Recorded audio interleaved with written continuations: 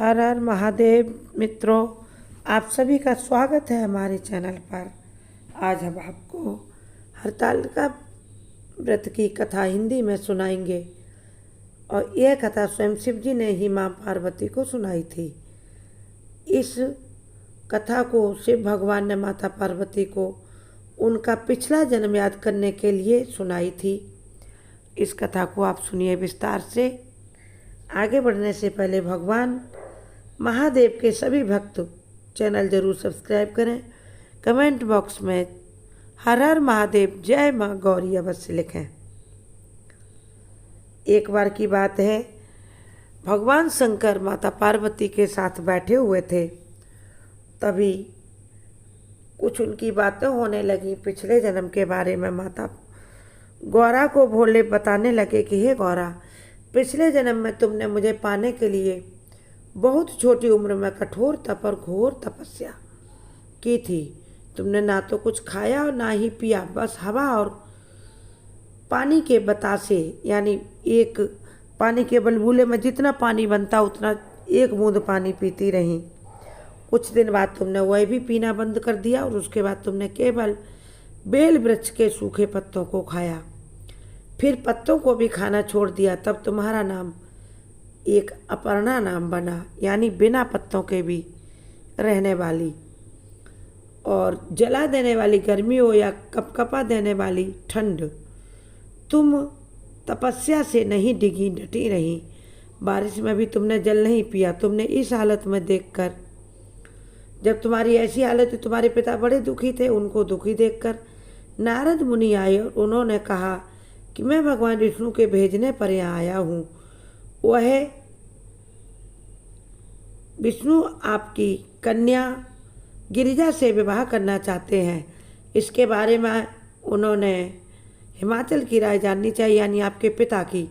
नारद जी की बात सुनकर आपके पिताजी हिमाचल राज बोले कि अगर भगवान विष्णु यह चाहते हैं तो उन्हें कोई आपत्ति नहीं है। वह अपनी पुत्री का विवाह भगवान विष्णु से करने के लिए तैयार हैं। परंतु जब तुम्हें इस विवाह के बारे में पता चला तो तुम बहुत दुखी हो गई। तभी तुम्हारी एक सहेली ने तुम्हारे दुख का कारण पूछा तो तुमने उसे पूरी बात सच सच बता दी कि मैंने सच्चे मन से भगवान शिव का मन से ही वरण किया है और मैं जन्म जन्म शिव को ही पति रूप में प्राप्त करना चाहती हूँ। किंतु मेरे पिता ने मेरा विवाह नारद जी के कहने से विष्णु जी के साथ तय कर दिया है। मैं विचित्र धर्म संकट में हूँ। अब मेरे प्राण त्याग देने के अलावा और कोई उपाय नहीं बचा है, क्योंकि धर्म संकट है। यदि मैं विवाह नहीं करती तुम्हारे पिता की बात खराब होती, उनकी बदनामी होगी, और यदि विवाह करती हूँ तो मेरा प्रण टूट जाएगा, क्योंकि मैंने तो सच्चे मन से जन्म जन्म में शिव को ही पाने का संकल्प लिया हुआ है। अब मैं क्या करूँ? तब तुम्हारी सखी, तुम्हारी सहेली बहुत ही समझदार थी। ध्यान से सुनिए भक्तों इस कथा को। इसका बड़ा पुण्य मिलता है तथा स्त्रियों को सुख सौभाग्य और धन वैभव प्राप्त होता है। अखंड सौभाग्य की प्राप्त होती है।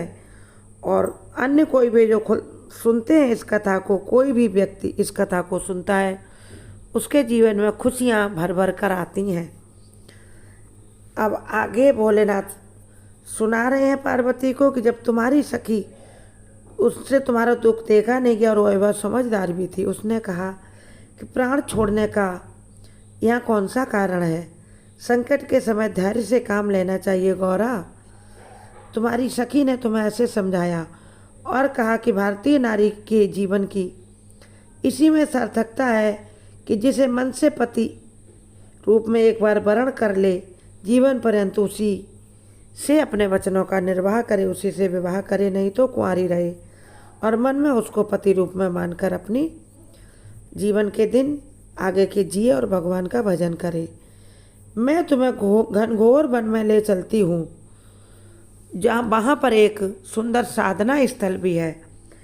वहाँ तुम चलकर अपने पति महादेव को पाने के लिए प्रार्थना और तुम तपस्या करना, और तुम्हारे पिता तुम्हें वहाँ खोज भी नहीं पाएंगे। और जब तुम्हें वह खोज नहीं पाएंगे तो फिर विवाह कैसे करेंगे? और सहेली कहती है पार्वती से कि हे उमा, मुझे पूरा विश्वास है कि ईश्वर भी तुम्हारी अवश्य सहायता करेंगे, क्योंकि जो अपने मन की संकल्पों को पाने के लिए प्रयास करता है भगवान उसकी अवश्य सहायता करते हैं। और तुमने अपनी सहेली के कहने पर ऐसा ही किया। तुम अपनी सहेली के साथ घनघोर जंगल में चली गई और वहाँ एक गुफा थी, उसमें तुम्हारी सहेली ने तुम्हें छिपा दिया। उस गुफा में भी अंदर अच्छी जगह थी रहने के लिए, वहाँ तुम रहकर मेरी तपस्या करने लगी। इधर तुम्हारी खोज होती रही। तुम्हारे घर में तुम्हारे पिता, तुम्हारी माता बड़े चिंतित और दुखी हुए। उधर तुम अपनी सहेली के साथ नदी के तट पर एक गुफा में मेरी आराधना में लीन रहने लगी और तुमने रेत के शिवलिंग का निर्माण किया। प्रतिदिन पार्थिव शिवलिंग बना बना कर तुम हमारी पूजा करती और उसके बाद उस पार्थिव शिवलिंग को कुछ देर बाद उस नदी में बहा देती थी, उसको आप सिरा देती थी। इस तरह से तुम्हारी तपस्या से, कठोर तपस्या के प्रभाव से मेरा आसन हिल उठा और तभी श्री हरि ने आकाशवाणी की कि तुम्हें शीघ्र ही महादेव पत्नी के रूप में स्वीकार करेंगे। गौरा, तुम्हारी तपस्या सफल हुई और जब मेरा भी आसन हिल उठा तो मैंने तुम्हारे पास सप्त ऋषियों को तुम्हारी तपस्या और मेरे प्रति तुम्हारा प्रेम जांचने के लिए मैंने सप्त ऋषियों को भेजा कि वास्तव में तुम्हारा प्रेम मेरे लिए सच्चा है क्या। आकाशवाणी हुई थी कि तुम्हें अब महादेव पत रूप में मिलेंगे। तुम्हारे पिता जब तुम्हें लेने आए घर चली जाना, और जब सप्तऋषि तुमसे मिलने आएंगे तब तुम समझ लेना कि मेरी यह आकाशवाणी पूर्ण हुई और तुम्हारा जल्दी ही महादेव पाणी ग्रहण करेंगे। जब सप्तऋषि गए उन्होंने तुम्हारी कई तरह से परीक्षा ली। बातों बातों में कह दिया कि मैं तुम्हारे लिए सब गुणों की खान एक अच्छा वर मेरे विचार से, उससे तुम विवाह कर लो। महादेव तो अवगुणों की खान है और अनंग हैं, बिना घर द्वार के हैं, बिना माता पिता के हैं। उनके साथ तुम विवाह करके क्या करोगी। तुमने उनको तुरंत जवाब दे दिया कि जिससे मन रमता है हे ऋषियों, उसको उसी से काम होता है। महादेव चाहे बिना घर द्वार के हों, चाहे विष्णु सकल गुणों की खान हो, महादेव अवगुणों की खान हो, फिर भी मुझे तो महादेव को ही पति के रूप में पाना है। मुझे किसी और की इच्छा नहीं है। आप विष्णु का विवाह किसी और से करवा दीजिए।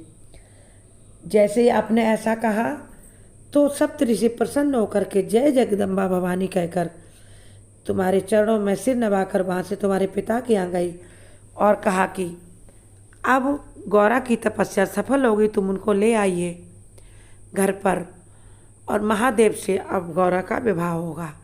पिता यह सुनकर प्रसन्न हो गए और उन्होंने मुझे भी समाचार सुनाया कि हे देवों के देव महादेव, गिरिजा की तपस्या आपके लिए पूर्ण रूप से सच्ची है। वह सिर्फ आपको ही वर रूप में पाना चाहती हैं। इसके बाद मैं भी तुम्हारे पास पहुंचा जब मेरा आसन तुम्हारी तपस्या से हिल उठा और तुमसे मैंने वर मांगने को कहा। तब अपनी तपस्या के फलीभूत मुझे अपने समक्ष पाकर तुमने कहा कि मैं आपको सच्चे मन से पति के रूप में वर्ण कर चुकी हूँ। यदि आप सचमुच मेरी तपस्या से प्रसन्न होकर यहाँ आए हैं, पधारे हैं, तो मुझे अपनी अर्धांगिनी के रूप में स्वीकार कर लीजिए। तब तथास्तु कहकर मैं कैलाश पर लौट गया। उसी समय गिरिराज अपने बंधु बांधवों के साथ तुम्हें खोजते हुए तुम्हारी सहेली के साथ वहाँ पहुँच गए और तुम्हारे पिता तुम्हें अपने राजमहल ले गए। उसके बाद सप्तऋषियों से मिलकर उन्होंने ब्रह्मा जी के लिए विवाह की लग्न पत्रिका भेज दी और समय पर हमारी बारात पहुंची। इस व्रत से जुड़ी एक मान्यता यह भी है कि जो भी इस व्रत को सच्चे मन से करता उसको मनचाहा वर मिलता है। और तुम्हारी सखी ने तुम्हारा हरण किया था, इसलिए इस व्रत का नाम हर तालिका व्रत हो गया। और इसी दिन मैंने तुम्हें वरदान दिया था पति रूप में मुझे प्राप्त करने का। और इस सौभाग्यवती स्त्री अपने स्वाग को अखंड बनाए रखने के लिए और अविवाहित युवतियां मन मुताबिक वर पाने के लिए हरतालिका तीज का व्रत करती हैं। इस दिन व्रत करने वाली स्त्रियां सूर्योदय से पूर्व ही उठ जाती हैं और नहा धोकर पूरा श्रृंगार करती हैं। पूजन के लिए केले के पत्तों से मंडप बनाकर गौरी शंकर की प्रतिमा स्थापित करती हैं और उसके बाद तुम्हें यानी पार्वती को सारा सुहाग का सामान चढ़ाकर तुम्हारे साथ मेरी भी पूजा करती हैं। रात भर भजन कीर्तन करती हैं। जागरण करके आरती 3 बार रात में की जाती है और शिव पार्वती हमारा तुम्हारा इसी दिन विवाह हुआ तो उस विवाह की वह कथा भी सुनती हैं। इस व्रत के दिन जो व्रत रखता उसको सोने का निषेध है, इसीलिए रात्रि भजन कीर्तन होता है। हे गिरिजा, जो भी इस कथा को सुनता अथवा दूसरों को सुनाता है उसके जीवन में सभी खुशियाँ भरपूर होती हैं, उसके जीवन में किसी भी चीज़ की कमी नहीं रहती है तथा वह अपने इस जीवन को प्रसन्नता के साथ पार करने के बाद अगले जन्म में वह शिवलोक को प्राप्त होता है। तुम्हारे साथ खुशी खुशी वह अपना यहाँ पर कैलाश पर्वत पर वह रहता है। इसलिए हे गौरा, यह प्रसिद्ध व्रत जो कोई भी करता है उसकी सभी मनोकामनाएं पूर्ण होती हैं और मनवांछित फल मिलते हैं। आप सभी हर हर महादेव लिखें, जय माँ पार्वती कमेंट बॉक्स में लिखें, बेल आइकन दबाएं, हमारे चैनल को सब्सक्राइब करें तथा हमारे चैनल के अन्य वीडियो भी देखें।